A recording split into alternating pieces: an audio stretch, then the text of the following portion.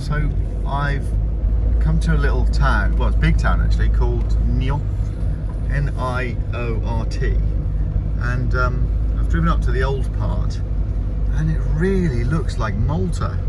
Like all these lovely little roads and sandstone buildings. It's really lovely. The main commercial bit isn't so nice, but I mean there's a nice church, huge church there. But this is really just great, and I'm going to walk around. I think when I find somewhere to park, all the car parking areas seem to be underground spaces, and obviously with my big van with a roof rack on, I can't get into the underground spaces. This is really, oh, there's a huge church just up there, and this is really lovely. If I can find a little road parking area, then I might jump on the bike and go cycling round. It's quite hilly, so it'll be a bit of a trek, but couldn't go up there where the church is. There's no entry. Turn right up here and see if I can turn right to where the church is.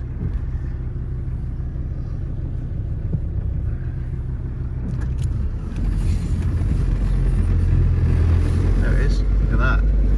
It's just hidden in the middle of all these little tiny roads. Look at the size of that. It is really in the middle of these tiny roads. I'll say literally.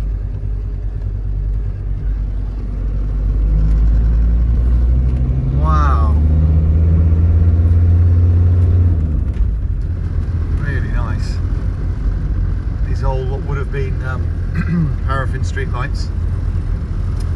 They're obviously wired up now. Looks like an open air car park up here. There's pay machines everywhere, but I think Sunday's free. I mean, last night I parked up by a big church, and it was free overnight. And the small, I mean, it was packed last night. I was lucky to get a space, and I walked up to the car this morning, and it was gone. There was nobody there. Every single car had gone. It was completely empty. So Niort must be a really buzzy town in the evenings for things going on, because as I say, everyone had gone. But yet again, another nice place to visit. But don't make the mistake of coming here and just driving around the kind of bottom commercial piece, because it's not. Look at that huge building there. Sorry to interrupt that flow. But yeah, the bottom part is completely different to up here. I think that might be a prison.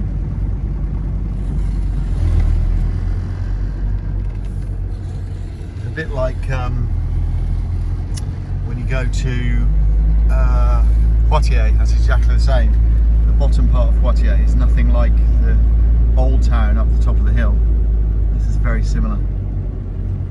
But nice, really nice. Okay. I will come back later and find a parking space and wander around. Bye for now. So I'm continuing my little walk around Niort, and came across this lovely castle and this lovely area actually. Found an open air car park. That's that, up there's that big church that I went past earlier. You can see that. And I found an open air car park, and then there's this kind of man-made canal that goes the whole way round the city, and there's like an iron bridge over there and some man fishing I noticed earlier, but really lovely. And there's another church just behind the castle there, look, you can see that. Yeah, but another really beautiful place. I don't know what that is, but it's massive. I'm going to go in there in a bit. Lots of people going up and in. I think it might be an indoor market or something. There's loads of people walking back with bags and bags of shopping and cakes and things. So it must be an indoor market that's open on a Sunday. So I'll go and have a little look up there. It'll be interesting to tell the guys back at the house. But this is nice, and there's some big fish in here. I saw a couple earlier when I pulled up. Let's see, there's one there. I mean, they're not big in comparison to what Tony's been catching, or what he's going to catch. He said he's going to go, oh look, there you go. He's going to go to Thailand, to a lake over there, and they've got some 200-pound carp, and I worked it out, it's 14 and a bit stone of fish. I mean, how do you even lift that out of the water on a piece of line? Unreal.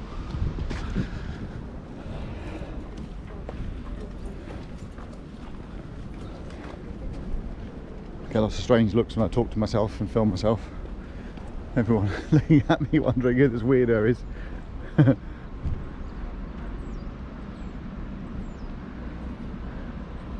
Lots of weed and things in there, but I think it's natural. It's not rubbish. There's a few odd bits of wood and stuff falling in, obviously upstream. Doesn't look like it's flowing very fast, but back down there at the little weir, it seems to be flowing quite fast. But look at that little bridge over there. Imagine how old this place is. Love it. I mean, there's a castle from here. Lovely. There's got to be Roman-ish. I don't know. I'm not very good at architectural history, but it's certainly old.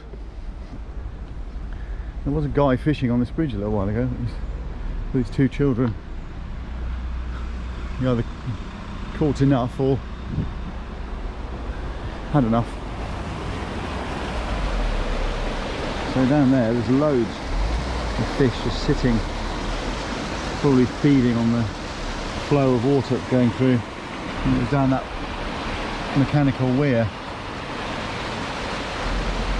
I think it must go somewhere as well as just into there. But yeah, I mean, look at that church. It's the one I drove past when I was up on the hill. I don't know if you can see, on those roofs there must be 1,000 pigeons sitting up there on those roofs. Bloody lovely. Really nice. I tell you, you need to come out on weekends here. I think is what the French do. They go and look at their heritage, their history. This is just amazing. I mean, it's been diverted from a natural river, but this is all man-made. It goes all the way up, right round the edge of the city, then out that way as well. It's gorgeous. So I'm going to go and have a walk around. I'm going to go and look in that marketplace today. And so last night I was a bit naughty. I tried to get a camping site initially by the beach, and every single one I went to was full, and there were absolutely loads. I must have pulled into a minimum of 15 campsites, and every single one was full. I then decided, do you know what, I'm going to have a night in a hotel just to enjoy myself by the beach. I was speaking to Sam and she sent me a link to a hotel, but that was full as well. And all around the seaside, right from Palais-sur-Mer all the way back up to Châtillon-la-Plage, every hotel absolutely full. So I thought, well, I'll come inland a little. So I started driving inland a bit, and I thought, well, I've always passed here about 3 times now on trips, 4 times I think on different trips, and I've never driven into the city. So I thought, well, come here. And on my way back I was looking for a hotel, and I managed to find a decent hotel in the city centre. I actually thought it was outside of the city centre initially, because on the map it said it was a kilometre from the city, but I don't know if that means from this part of the city, because it probably is a kilometre from here, but it seems very central. I think that was a commercial area. But there is a really lovely church, there's a cinema, there's a really nice pedestrian square with some funny cartoon sculptures, nice cafes, and it was busy this morning already when I left. So anyway, I booked a night in a hotel, bit of luxury, one night. It's not like I'm being lavish while I'm out here, so I thought why not, and it was really nice. Had a really good night's sleep, woke up this morning feeling great, refreshed. Had a little, the breakfast was horrible, absolutely horrible. The bread rolls were like stones. There was like all the plates had cellophane over the top to protect people coughing on them, I guess, for COVID. A little kind of plate with 2 pieces of cheese on, another little plate with a piece of ham on. It was horrible. It really was horrible. So anyway, so yeah, had a little bit of breakfast and then decided I want to have a wander around here. So I'm going to have a good walk around here today, spend a good few hours here, and then probably head back to Entrebro and see Tony and Justine. I want to kind of leave them alone for the weekend because Tony said it was date night last night, so he was doing something with Justine, so it'd be good for them to have a weekend to themselves. Yeah, and then head back and go from there. If I see anything interesting, I will add it to this little film. Okay, bye for now. So as you can see, masks are obligatory outside around this building, and this is the one I said about, the big glass building that looks like a market. So I'm just walking up the steps at the moment. So they're really sensible here, and all the people are putting masks on. They're not arguing about it, they're just getting on with it, and they understand what's going on. That's lovely, isn't it?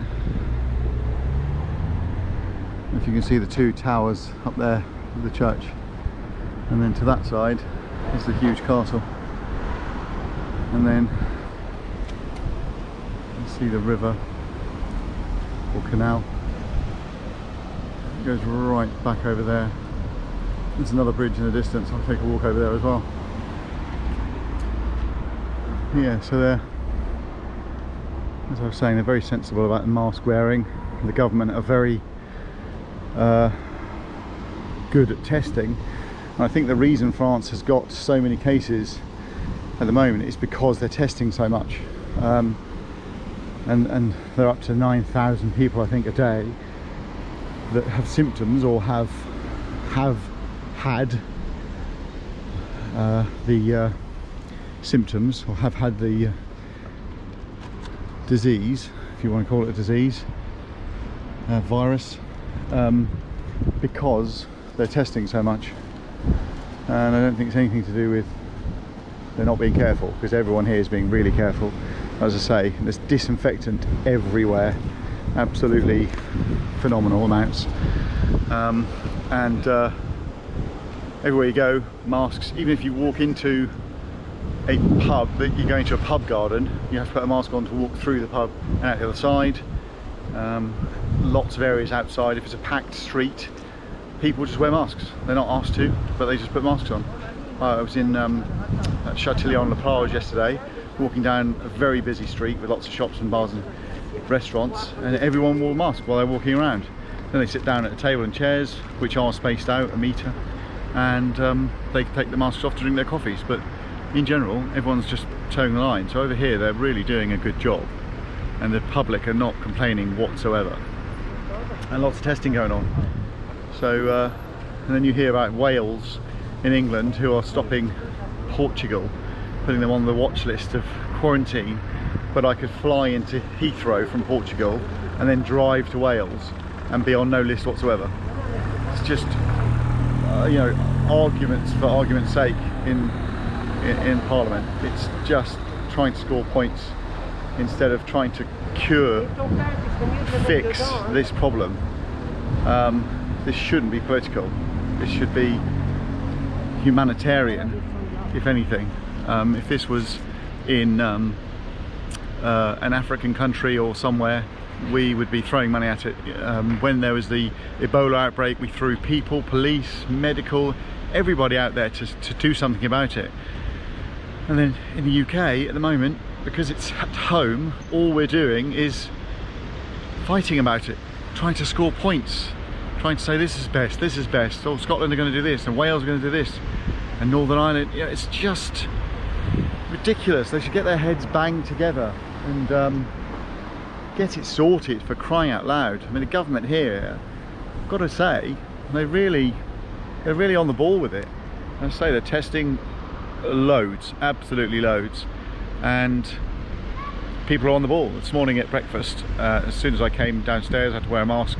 Walking through to breakfast, picking up everything, I had to wear a mask. There was sanitizer everywhere. All the plates, everything were covered. The breakfast wasn't amazing, but you know, they're doing things about it, is what I'm trying to say.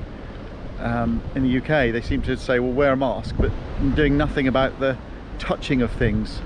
It's the supermarkets are doing it. It's a funny thing, go into a supermarket and you want to push along trolley, you get the handle sprayed. If you pick up a basket, nothing's done. There's nothing. Sunday in Muir, in that big market that I said, there's mainly fish at this end. There's butcher over there, charcuterie, cheeses, fruit and veg. It's just basically a food market.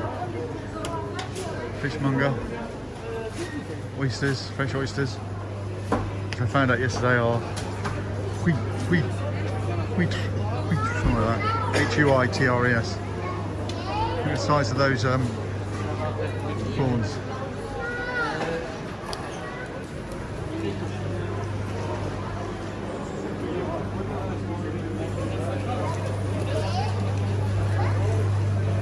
So guys, if you want something to do on a Sunday, octopus, and you want some nice fresh fish or fresh cheeses or meat, come here.